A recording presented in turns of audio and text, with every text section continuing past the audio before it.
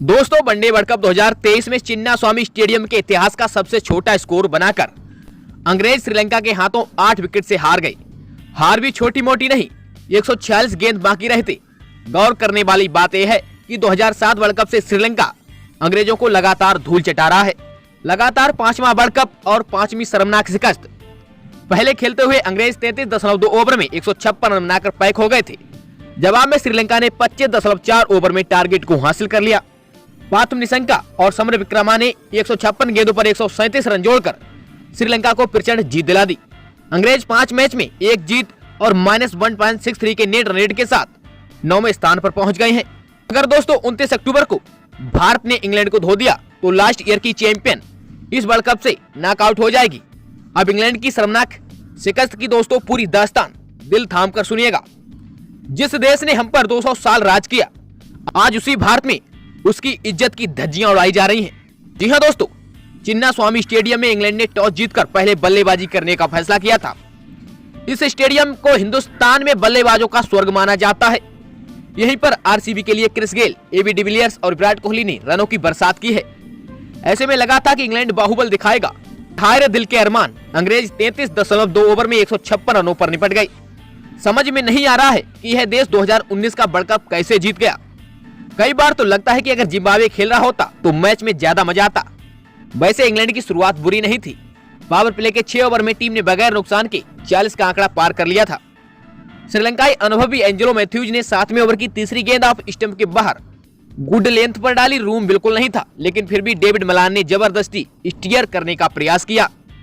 अब चाहे जबरदस्ती रिश्तों में हो या क्रिकेट में, नुकसानदायक तो होती ही है। 28 के निजी स्कोर पर विकेट कीपर मलान को कैच देकर आउट हो गई। 45 के स्कोर पर इंग्लैंड को पहला झटका लगा और 85 पर आधी टीम पवेलियन लौट गई। इस बीच 4 बल्लेबाजों ने 63 गेंद पर 40 रन जोड़े। धुरंधर बल्लेबाज जो रूट 10 गेंद में 3 रन बनाकर आउट हो गई। भाई साहब, मैं तीसरा की 10वें ओवर की चौथी गेंद को सीधा पॉइंट फील्डर के हाथ में खेलकर रन भाग गए थे। रजिता के 14वें ओवर की दूसरी गेंद को मिड ऑन के ऊपर से खेलने के चक्कर में जानी बेरिस्टो 30 रन बनाकर मिड ऑन को कैच थमा बैठे।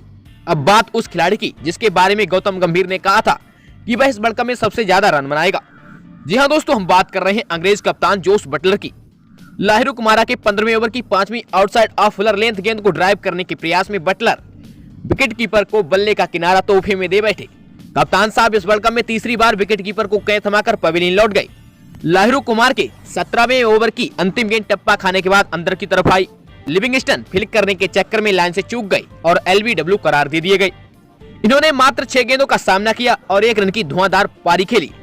मोइन अली को काफी मैच के बाद मौका मिला था, लेकिन वे 25वें ओवर की चौथी गेंद को 15 गेंद पर 15 रन बनाकर सीधा बैकवर्ड पॉइंट के हाथ पर पंच कर बैठे और अब इंग्लैंड का स्कोर 122 पर 6 विकेट हो गया।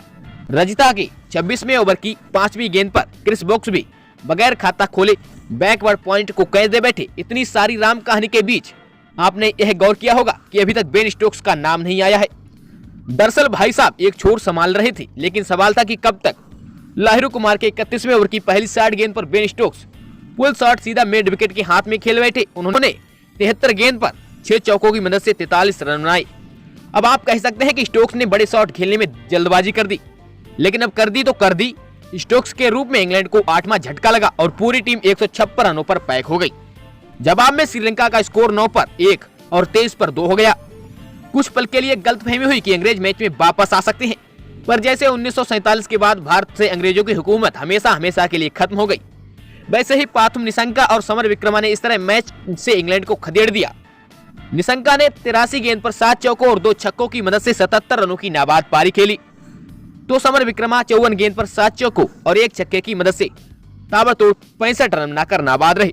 अंग्रेजों की दर्दनाक हार के बाद मशहूर क्रिकेट एक्सपर्ट गौतम गंभीर ने कहा कि इंग्लैंड के बल्लेबाज रेपुटेशन के लिए खेल रहे थे, अपने देश के लिए नहीं। बात कड़वी है लेकिन सही प्रतीत होती है। फिलहाल दोस्तों, आपकी क्या है श्रीलंका से इंग्लैंड की इस हार को लेकर राय? आप भी हमें कमेंट बॉक्स में बताना बिल्कुल मत भूलिएगा। और दोस्तों, क्या लगता है आपको वर्ल्ड कप 2023 की कौन सी वो 4 टीमें रहने वाली हैं जो सेमीफाइनल तक का सफर तय करने वाली हैं? हमें इसके बारे में भी कमेंट बॉक्स में जरूर बताएं। और दोस्तों, इसके साथ ही क्रिकेट जगत से जुड़ी तमाम खबरों से अपडेट रहने के लिए हमारे YouTube channel news sport IQ को भी सब्सक्राइब कर बेल आइकन को ऑन करना बिल्कुल ना भूलें।